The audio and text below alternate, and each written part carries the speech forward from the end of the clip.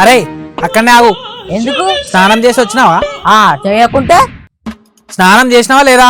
లేదురా బాయ్. నీ అబ్బా మా అమ్మకి తెలిస్తే కాళ్ళు ఇరగొడుతుంది. ఇంటికి పోయి స్నానం చేసి రాపో. ఇంట్లో పూజ చేస్తున్నారా ఏంది? అట్లాంటిదే. మరి నాకు చెప్పలేదేంద్రా? పూజ అంటే పూజ కాదు, ఇవాళ అయోధ్యలా రాముని విగ్రహం ప్రతిష్ఠ ఉంది కదా. అరే మర్చిపోయానురా. ఇంకా నయం, అమ్మ వాళ్ళు గుడికి పోయారు కాబట్టి బతికిపోయినావు, లేదంటేనా రాత్రి అంతసేపు ముచ్చట పెట్టినావు, చెప్పొచ్చుగా. అరే నీకు తెలుసు అనుకున్నారా? నాకెట గుర్తుంటారా అసలు? సరే గాని ముందు నువ్వు పోయి త్వరగా రెడీగా పో. ఇవాళ అయోధ్యలా రాముని విగ్రహం ప్రతిష్ఠ అవుతుంది తెలుసు కదా. ఇక మన ఊర్లో కూడా ఏదో ఒకటి చేద్దాం రా. చేద్దాం. నిజంగానే చేయాలరా. మనతోనే ఏమైతుందిరా? ఏమన్నా కావాలన్నా పైసలు కావాలి. పైసలు ఉంటేనే ఎవడన్నా మాటింటాడు. ఆఖరికి ఆ దేవుడి దగ్గర పోవాలన్నా పైసలు ఉన్నోడే రానిస్తాడు. అయినా మనుషులల్లా స్వార్థం పెట్టుకొని దేవుణ్ణి అంటే ఎట్లరా?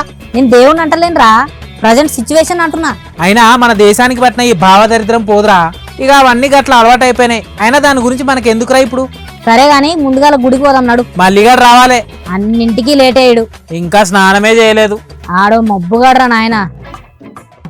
అరే ఏంద్రాబాయ్, నా గురించే మాట్లాడుతున్నట్టున్నారు. పీకుడు గాని మీరు రాలేదని. అరే మామ, ఒక్కసారైనా అయోధ్య పోయి రావాలరా. పైసలు మీ అయ్యి ఇస్తాడా? ఇచ్చినా ఇయ్యచ్చు, మన సంకల్ప బలం ఉండాలి గాని. అబ్బో ఆ పాపిగా గుడికి పోదా అన్నాడు.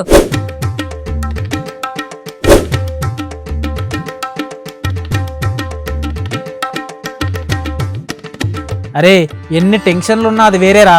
గుడికొస్తే ఆ ప్రశాంతతే వేరే ఉంటది. అరే ఎవడు కట్టిండో గాని ఇప్పటికీ చెక్కు చెదరలేదురా. 400 ఏళ్ల క్రితం నిర్మించిన ఆలయం ఎట్లుందో చూడు. అరే ఆ కోనేరు ఎందుకు మూసేసిరో అర్థం కావట్లేదురా. చిన్నప్పుడైతే మస్తు ఈత కొడుతుండే అందులో. అరే నీకు ఇంకా గుర్తున్నదా? ఈ కోనేట్ల మనం తాబేలను వదిలినాం. అవునవును, అది ఎక్కడుందో ఏమో. ఇగో చూడు, ఆ గుడ్ల గంట అందకపోతే ఎగిరెగిరి మరి కొట్టేటోళ్ళం. అప్పుడే కదరా కాలు దారిపడితే పన్ను ఇరిగింది. ఇక శ్రీరామనవమికి అయితే రాముడు లక్ష్మణులు గెటప్పులు వేసేవాళ్ళం, గుర్తుందా? అరే ఇప్పుడు ఆ టాపిక్ ఎందుకురా? అరే ఈడు ఎందుకు వద్దంటున్నాడో తెలుసారా పండు? అప్పుడు సీతమ్మ వారి క్యారెక్టర్ ఈడే చేసేటోడ్రా. భలే క్యూట్గా ఉండేటిదిరా. అరే ఏమి మన ముచ్చట్లు ఈడనైనా దర్శించుకునేదే మన ఉందా నడుర్రి.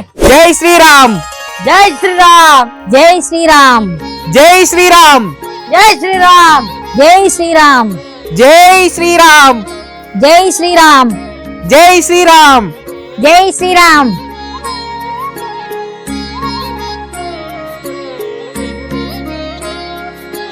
అటు అటు అటు అటు అటేపు అటేపు అక్కడ బాబు అందరూ అటువైపు వెళ్ళండి. ఎందుకురా భయ్? సర్పంచ్ గారు ఏదో చెప్తారంట, వెళ్ళండి వెళ్ళండి అందరూ అటు వెళ్ళండి.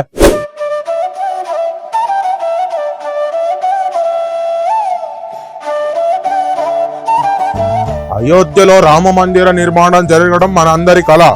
అది ఇవాళ నెరవేరింది. జై శ్రీరామ్, జై శ్రీరామ్, జై శ్రీరామ్, జై శ్రీరామ్, జై శ్రీరామ్, జై శ్రీరామ్, జై శ్రీరామ్, జై శ్రీరామ్. మీలో ఎంత మందికి అయోధ్య వెళ్ళాలని ఉంది?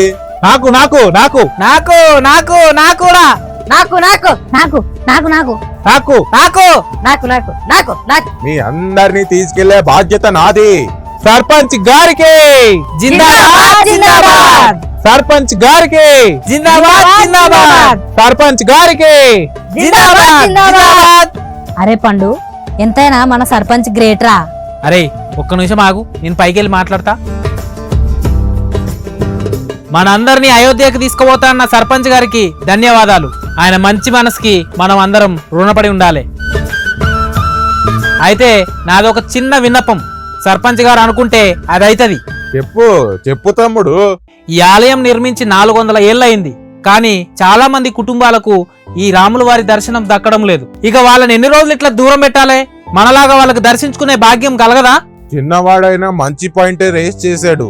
తిరుమల దేవస్థానంలో అందరికి అనుమతి ఉంది, శబరిమలలో అందరికి అనుమతి ఉంది, అందరూ దర్శించుకుంటారు. అలాంటి పెద్ద పెద్ద ఆలయాల్లోనే అందరికి అనుమతి ఉన్నప్పుడు ఇంత చిన్న ఊర్లో ఈ ఆలయంకి ఎందుకు ఈ కట్టుబాట్లు? మనకి తెలియనప్పుడు జరిగిందేదో జరిగిపోయిందని వదిలేయాలి. సాటి మానవులుగా అందరం కలిసి మెలిసి ఉండాలి. మన ఊర్లోనే కాదు, దాదాపు అన్ని ఊళ్ళలో ఇదే సంస్కృతి. మనకి కష్టం వస్తే దేవుడా నువ్వే దిక్కు అని ఆలయంకి వచ్చి మొక్కుకుంటాం. మరి వాళ్ళకి కష్టం వస్తే రాముడు కూడా తన రాజ్యంలోని ప్రజలందరినీ సమానంగానే చూశాడు, అందరినీ గౌరవించాడు. మనం కూడా రాముడి బాటలోనే నడుద్దాం, కులం గోడలని బద్దల కొడదాం, మన దేవుడిపై విశ్వాసం ఉన్న ప్రతి ఒక్కరికి దర్శించుకునే భాగ్యం కల్పిద్దాం. అది మన ఊరు నుంచే మొదలు పెడదాం. సబ్స్క్రైబ్ చేసుకోండి. బాయ్.